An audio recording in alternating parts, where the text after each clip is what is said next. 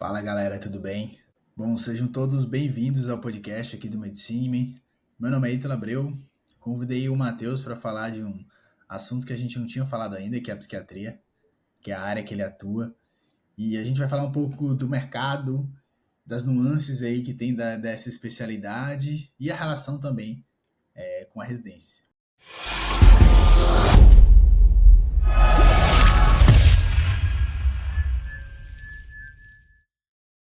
Vai ser um papo bem direto.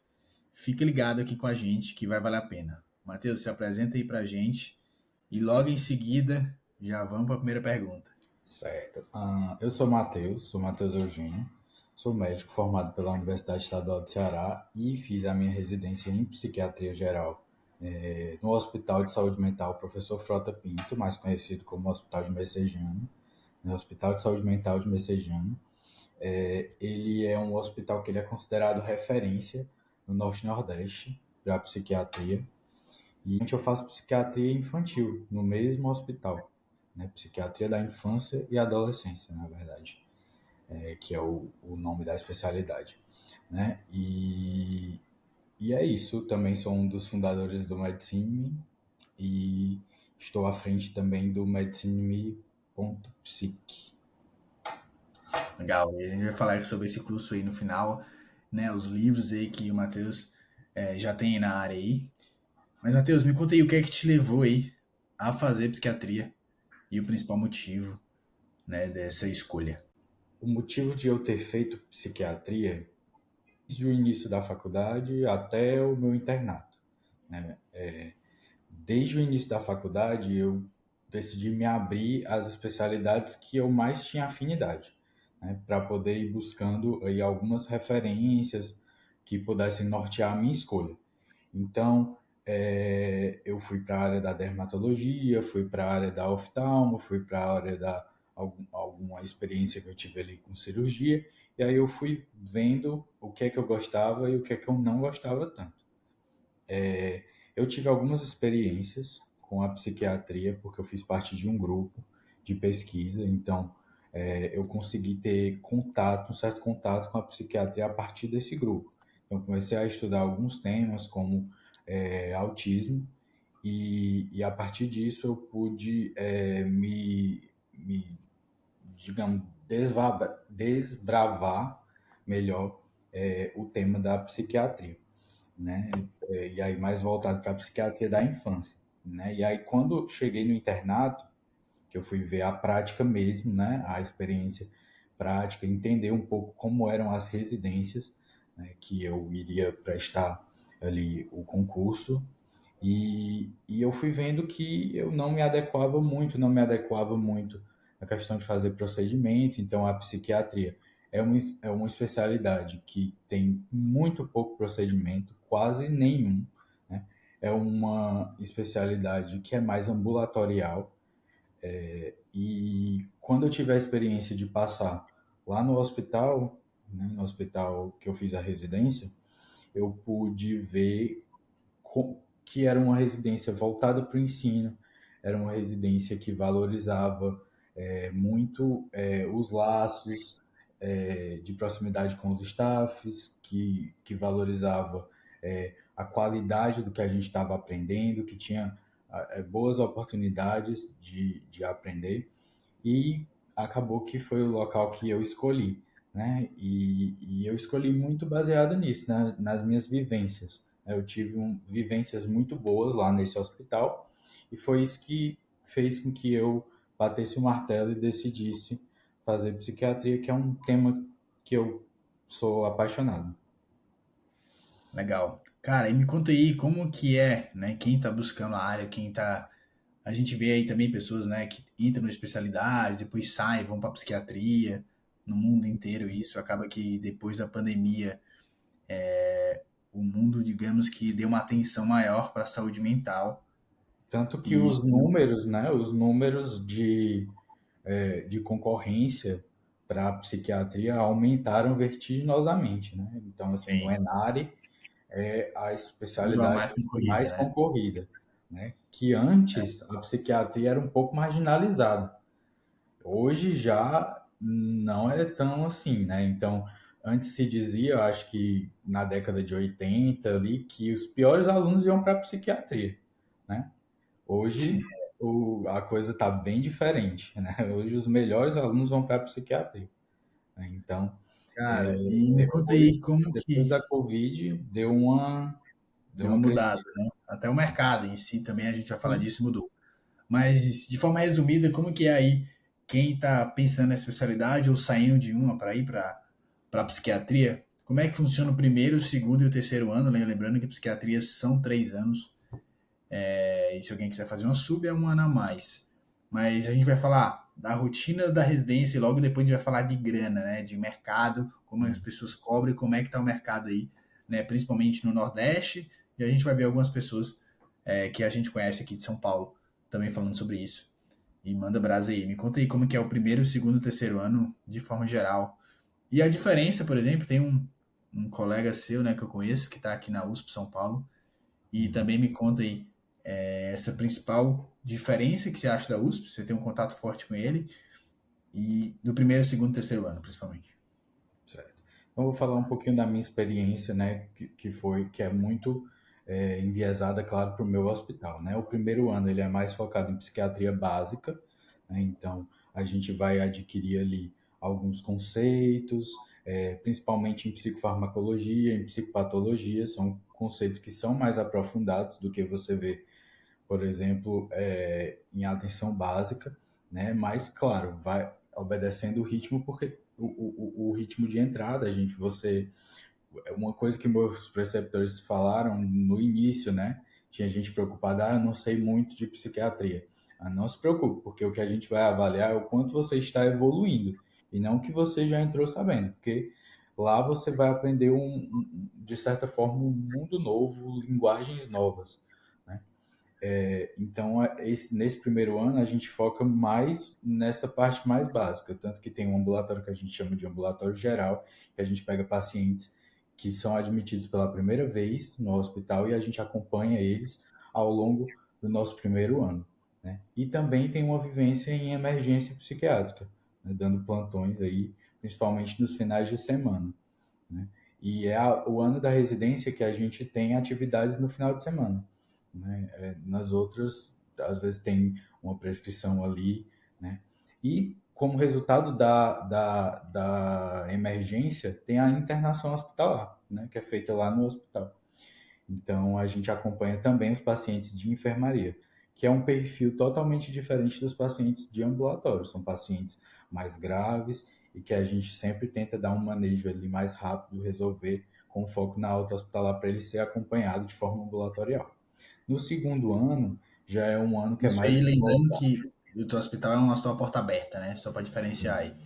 É um hospital E porta aberta, um hospital que tem emergência referente em todo o estado.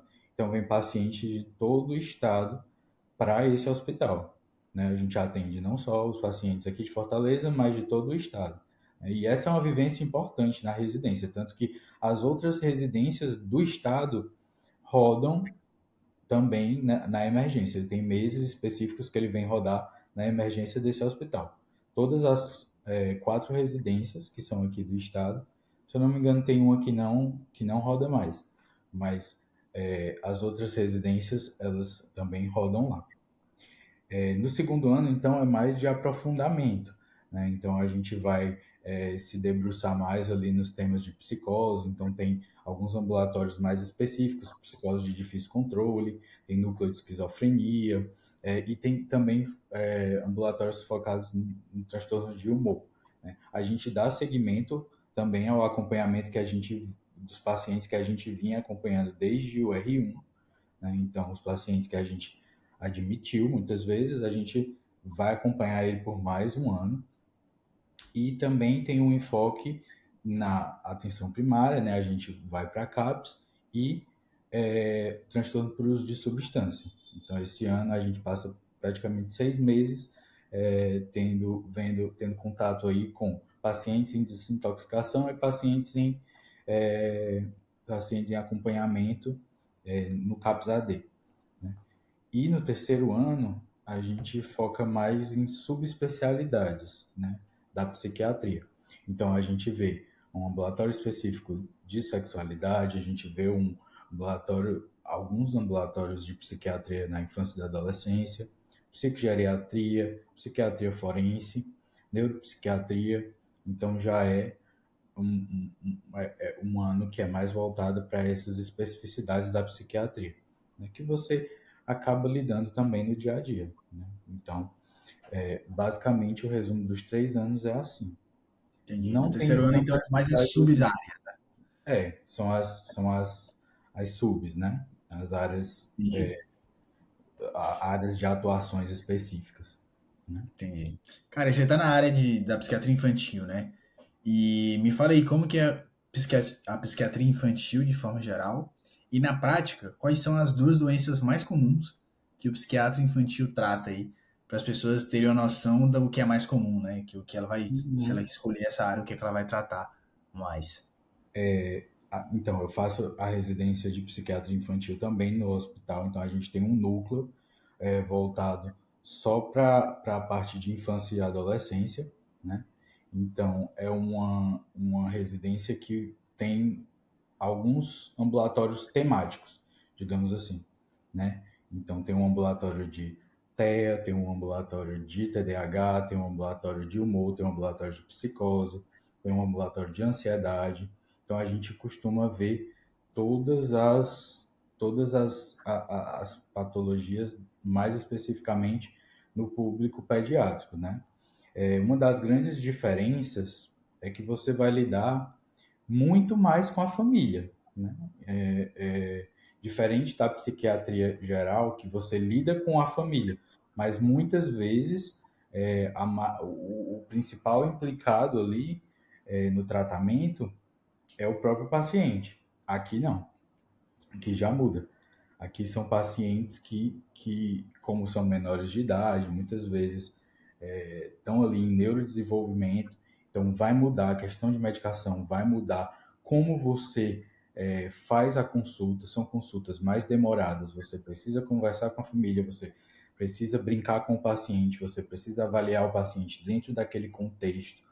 Então, é bem diferente, né, as formas de atuação e muito interessante também, um grande mundo para se explorar, né? Acredito que as duas principais coisas, assim, as mais prevalentes, né, que a gente vê, não na residência, porque a residência ela tem muitos casos graves, também é uma referência do Estado, então a gente pega um- o raro, né? A gente acaba pegando o raro, mas eu acredito que no dia a dia do psiquiatra infantil, transtorno do espectro autista e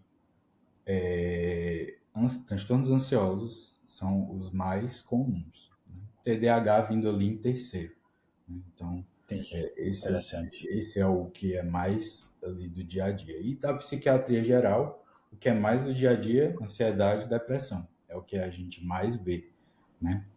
Sim, são coisas bem prevalentes, né? E, cara, a gente sabe aí também que é uma área, de forma geral, né, que a gente vê uma prevalência gigantesca na sociedade, né? E tem gente que tem medo de escolher, que, não, é especialidade clínica, não tem um procedimento, não vou ganhar bem. Agora vamos falar de remuneração de forma geral. Então a gente conhece pessoas próximas, né, que são dessa área aí, e que tem um consultório super lotado e que tem uma remuneração excelente. E a outra pergunta é que se psiquiatria você consegue mesmo trabalhar de home office, se uma pessoa está buscando essa área para conseguir trabalhar de home office, é possível, né, trabalhar nessa área? E a primeira pergunta é essa remuneração, como que você vê o modelo de remuneração da psiquiatria, né? Se realmente é plano de saúde, é só consulta, como que funciona isso aí? Geralmente as consultas como que são, tem retorno e o tempo. E outra coisa é a parte do home office, se é possível mesmo ou não. Isso é somente uma fantasia. Sim, modelo de remuneração, né? Na verdade, depende muito da área de atuação, né? Então, você tem muitas áreas, ao contrário do que parece, a psiquiatria você tem um leque muito grande de atuação, né? Você pode atuar na atenção básica, através do CAPS, você pode atuar com plano de saúde, com consultório particular, você pode fazer psicoterapia, se você quiser. Então, assim, são inúmeras áreas, né? A remuneração mais voltada ali para o particular. A gente tem que lembrar que você não faz procedimento, então o seu valor é aquela consulta. Você vai passar 1 hora com aquele paciente, geralmente, né? 50 minutos a 1 hora. Na psiquiatria infantil a gente pensa em 1 hora e meia. Então, você tem que cobrar de forma adequada. Por exemplo, uma especialidade cirúrgica, que você vai fazer um procedimento, você cobra menos na consulta, porque você vai estar ganhando ali no procedimento. Na psiquiatria você não vai ganhar no procedimento, você vai ganhar na consulta. Então, você tem que cobrar um valor que seja justo na consulta, né? E é uma progressão, é o que a gente vê, né? A pessoa vai ficando cada vez mais experiente, a pessoa vai ficando cada vez mais conhecida, vai aumentando o preço da consulta, né? Assim que você chegou, a sua consulta é um pouco menos, porque você está ali ganhando sua clientela, né? Então, tem todas essas questões. A média é geralmente uns R$ 500 a consulta, certo? Isso quando a gente pensa aqui para o padrão do Nordeste. Quando a gente vai para o Sudeste, as consultas são um pouco maiores, porque o custo também é maior, né? O custo de tudo. Então, é um pouco mais caro as consultas. Mas, assim, tem psiquiatra que cobra R$ 5.000 na consulta. É a grande minoria, mas existem esses psiquiatras, né? Que são os E é psiquiatras mais interessante. renomados, né? E tem psiquiatra que cobra 180 em clínica particular, né? Então, vai depender de muitas variáveis, né? Você não vai chegar já com o pé na porta colocando sua consulta R$ 1.000, não vai. Mas, assim, você pode ir progredindo aos poucos, você vai vendo ali também como é o ritmo de trabalho, né, que você quer para E é poder. interessante, né, as pessoas entenderem que, por exemplo, geralmente a consulta do psiquiatra, do clínico, ela é mais cara que um cirurgião, né? Porque o cirurgião, o principal produto dele é a cirurgia, né? Então ele vai fazer isso depois, ele vai conquistar o paciente e cobrar a cirurgia um valor maior, se for Uhum. particular, né? Uhum. E o psiquiatra, por exemplo, o clínico não, o principal produto dele é a consulta, então A geralmente essas consulta. consultas Uhum. são maiores de forma geral, né? E é muito Tem um difícil a gente achar, tempo por exemplo, maior, despende outras questões, né, que vão além de uma avaliação ali, se o paciente pode ou não fazer uma cirurgia, né? A consulta psiquiátrica, a gente é uma verdadeira imersão na vida daquela pessoa, né? Então, é uma especialidade que, assim, dando a minha opinião e o que eu vejo na maioria dos colegas, né? É uma especialidade que não é para ter retorno, porque cada consulta é uma nova avaliação, né? Então, a menos que você vá só olhar o resultado de um hemograma, ou então ver se a medicação está fazendo efeito, mas nunca é só isso. Sempre tem coisa a mais, tem investigação da vida, sempre aconteceu alguma coisa. Então, uma consulta de retorno é complicada, porque você vai despender ali o seu tempo, fazer uma nova avaliação de graça, né? sim, Se for no SUS, né, ou alguma coisa de caridade, eu acho que faz sentido. Mas em uma consulta de consultório, por exemplo, não faz muito sentido, né? E assim, quando você fala um pouco do home office, né? O home office ele tem as limitações, mas na psiquiatria é uma possibilidade muito forte, né? E muita gente prefere, né? Então, a gente geralmente não precisa fazer um exame físico ali. De exame físico, o que a gente faz mais é exame neurológico, né? Quando a gente está pensando aí em alguma causa secundária. Causa secundária não, causa primária, porque as causas psiquiátricas, elas geralmente são diagnósticos de exclusão, né? Então, a gente avalia se tem algum problema neurológico, alguma causa orgânica, e aí o exame neurológico é geralmente o que a gente mais faz. Se tiver uma necessidade de uma avaliação presencial, você detecta ali e já marca presencialmente. Agora, essa possibilidade da teleconsulta na psiquiatria é uma realidade e é muito boa, porque amplia o acesso, diminui os custos, então é muito positivo, muito possível, né, ser feito. e você pode Entrevista. atender de qualquer lugar também, né? Sim, sim, você pode. E tem os serviços, né? Por exemplo, lá na USP, existe um serviço que vocês, residentes de lá, faz atendimentos em comunidades indígenas do norte do país. Então, amplia o acesso, né, à saúde. Lá na psiquiatria infantil, a gente faz um atendimento de telematriciamento, né, que a gente vai fazer ali um auxílio, entender um pouco como é a relação dos pacientes com esses equipamentos de saúde do interior, né? Então, são os nossos pacientes, mas a gente vai conversar com a escola, a gente vai conversar com o CAPS, a gente vai conversar com médicos que acompanham ele lá para saber um pouco melhor da história, para determinar como é que a gente vai fazer todo o plano terapêutico daquele paciente. Então, a telemedicina ela veio também para encurtar as distâncias, para facilitar, né, para Sim. ajudar. Então, Cara, interessante muito isso positivo. da consulta aí que você falou até dos valores, né? A gente conhece uma psiquiatra bem próxima nossa aí, que ela não faz marketing, ela não tem Instagram, ela não tem anúncio, ela não tem um consultório localizado num bairro, digamos, estratégico, né, de Fortaleza, Uhum. e ela tem um consultório lotado de segunda a sexta, né? R$ 800 a consulta, se não me engano, né? Mais. Mais de R$ 800 a consulta, o Isso. consultório extremamente lotado, ela não aguenta mais paciente, ela não tem mais horário, né? Uhum. E o consultório dela é lotado. E com certeza, se você pensar, né, um consultório lotado de segunda a sexta, né, o dia inteiro de consulta, uma consulta mais de R$ 800, é um faturamento alto do consultório, né, que poucas especialidades conseguem fazer isso. Né, e ainda mais uma coisa só de psiquiatria infantil, ainda tem esse detalhe aí. Né? Mas uma coisa que a gente tem que lembrar é que, diferente de algumas especialidades, a gente tem um limite ali, né? Tem que lembrar que a gente está lidando com o sofrimento humano, né? Então, mais do que muitas outras especialidades, tem uma exaustão mental. Então, tem um limite que você aguenta, né? Sim, Você acaba pegando algumas coisas, por isso é muito importante também fazer terapia, entender aí um pouco o que é que você está trazendo daquele paciente, né? O que é o seu trabalho, qual é o seu limite, qual é a sua responsabilidade. Então, isso é muito importante porque acaba afetando nisso, né? Você pega, por exemplo, um radiologista. Ah, vou fazer 300 laudos por dia. Se você, é impossível você atender 300 pacientes de psiquiatria. Você consegue atender uns 10 num dia, sim, considerando que você está muito inspirado nesse dia, né?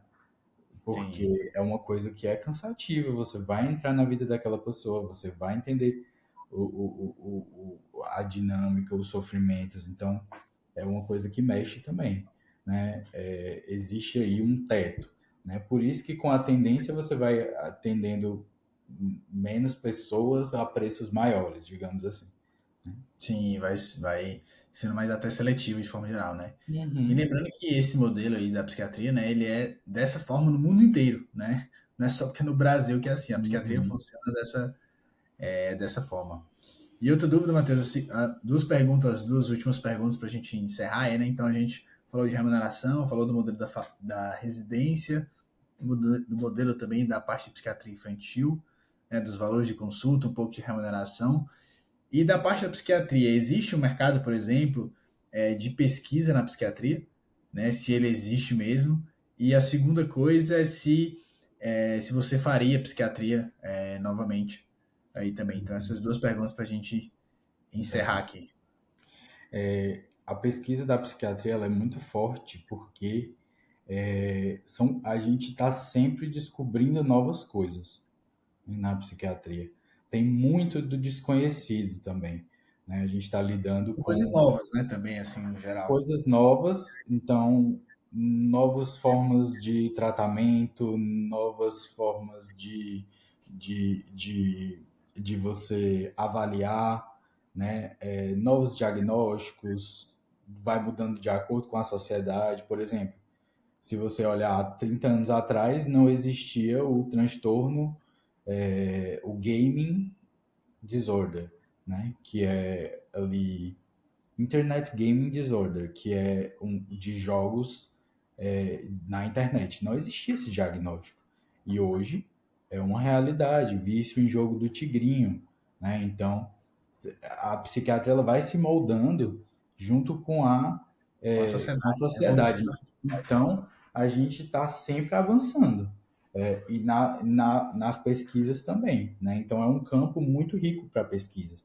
E até você perguntou qual uma diferença é, da minha residência para a residência da USP, é porque na USP é um grande centro de pesquisa também. Então lá tem uma estrutura maior, lá tem mais incentivo à pesquisa, né? De certa forma, talvez isso deixe um pouco a desejar na minha residência, mas a gente corre atrás das formas que a gente consegue, né? Mas lá na USP, a questão da estrutura e a questão das pesquisas, elas são muito fortes, né? Essa seria a diferença. Então, para quem quer ser pesquisador e que tem interesse nessa área, é uma área muito rica para pesquisa. Se eu faria psiquiatria de novo, a resposta é com certeza. É uma coisa assim, uma percepção pessoal, né? Assim, que eu vejo. Não tem dado para comprovar, mas assim, eu nunca vi poucas pessoas que desistem, né? Eu vejo gente migrando de área, indo de alguma área para psiquiatria, mas da psiquiatria para outra área, muito difícil, é raríssimo, né? Uma pessoa que Interessante. terminou, que trabalha com isso, geralmente a pessoa que não tem vocação, ela desiste ali logo no começo da residência, vê que não é Não isso é aquilo que mesmo quer, e né? desiste. Mas a pessoa que chega a fazer toda a especialização, né, que já está trabalhando, eu acho muito difícil ela largar a psiquiatria e fazer outra coisa. Então eu faria com certeza. É uma É, especialidade, é e eu uma penso assim, eu jamais faria psiquiatria. é Cara, mais mas interessante aí. A gente falou desses pontos principais, né? Desde a residência até o mercado. Acho que deu para as pessoas entenderem aí como que funciona a psiquiatria. Até um pouco de remuneração. A gente vê que isso é cíclico, né? Agora a gente vê como uma das especialidades que está no auge, tanto da residência, de procura, mercado. Isso pode mudar nos próximos anos, né? Isso não é uma constante. Mas a gente vê com uma especialidade excelente aí e uma especialidade até, né, digamos que eclética, né, diversificada, se sim. como a gente não conhece, a gente pensa que é uma coisa só, mas ela é bem diferente. E a psiquiatria ela faz parte da medicina como um todo, né? Muita gente tenta descolar Uhum. psiquiatria, a mais humana das ciências médicas, né? De certa forma, pode até ser mais próximo ali sociologia, dessas partes assim, né? Da psicologia, claro, mas também tem Sim, a parte médica muito importante. A gente vê, por exemplo, que os médicos eles vão se deparar, mesmo se eles não forem psiquiatras, com a psicofarmacologia. E o número de erros, o número de coisas que a gente vê no nosso dia a dia, erros de gente que não sabe manusear psicofármacos, é gritante. Precisa ter um bom domínio, né, da psicofarmacologia para poder atuar em posto de saúde, para poder atuar em outras especialidades. A gente vê, por exemplo, ginecologista prescrevendo zolpidem para climatério, né, coisa que não tem o menor sentido. Endocrinologista, como a gente falou, prescrevendo manipulado com dose baixa de 3 medicações. Então, assim, o desconhecimento dessa área também afeta, né? Ainda bem que as pessoas estão abrindo os olhos, né, para a importância da psiquiatria e para a importância da psicofarmacologia, né? Porque acaba manuseando ali as medicações sem ter a menor ideia do que está sim. fazendo, né? Cara, isso é uma coisa interessante que no mercado que a gente vive, que ele é tão difícil, até você, né, você pode, se for uma coisa muito básica, você pode até tratar o paciente, né? Você é de outra área, às vezes, você tem um paciente ali no seu consultório, em vez de você delegar por uma ansiedade muito simples, né? Tratar uma depressão mais leve, uma coisa mais simples, até dar um diagnóstico correto para conseguir delegar essa função melhor, você precisa entender psiquiatria, né? E são coisas, como a gente falou, bem prevalentes aí, que chega de 6 a 12% da população passou, vai passar por algum problema do psiquiátrico. Então, a gente deixa aqui do curso, né, do Simplesmente Psiquiatria aí, para você dominar a área da psicofarmacologia. Lembrando que a gente vai deixar 2 livros dentro desse curso que você vai ter acesso e ele vai ser atualizado anualmente aí. Comenta aí com a gente, Matheus. A gente criou esse curso, né, de o simplesmente psiquiatria e dentro dele focado em em psicofarmacologia, né? Exatamente porque essas coisas incomodam demais, né? Essa falta de preparação do médico em geral na prescrição de psicofármacos, né? Então, a ideia é trazer uma visão bem simples, mas o mais completa possível, né? Muito baseada também nos erros que eu vejo diariamente atendendo, né? Então, eu pego muita prescrição errada, né? E se a pessoa tiver querendo aí aprender mais, né, se preparar mais, não cometer esses erros, o curso é exatamente para isso, né, para orientar. E vai junto do curso, né, um livro que eu escrevi recentemente, publiquei, que é o Guia Prático de Decisões em Psicofarmacologia, né? Esse livro vai estar disponível também no curso e outros e-books, alguns artigos também vai ser adicionado aos poucos, ali comentando sobre temas da psiquiatria e da psicofarmacologia relevantes, né? Então, o curso está bem legal e a gente vai fazer o lançamento aí muito em Em breve. breve. E a gente vai Muito em deixar o link breve. aqui embaixo. Né? A gente vai deixar o link aqui embaixo, quem tiver interesse, tem um grupo VIP também. E vamos fazer uma comunidade bem legal. Matheus, obrigado aí pela atenção. Esse papo foi bem legal. Acho que a gente vai ajudar uma grande quantidade de pessoas aí, principalmente para as pessoas que estão iniciando ou que estão migrando aí para a área e conhecer essa área e saber que ela existe e que você precisa entender um pouco da psiquiatria de forma geral. Uhum. Então é isso. Obrigado, boa noite.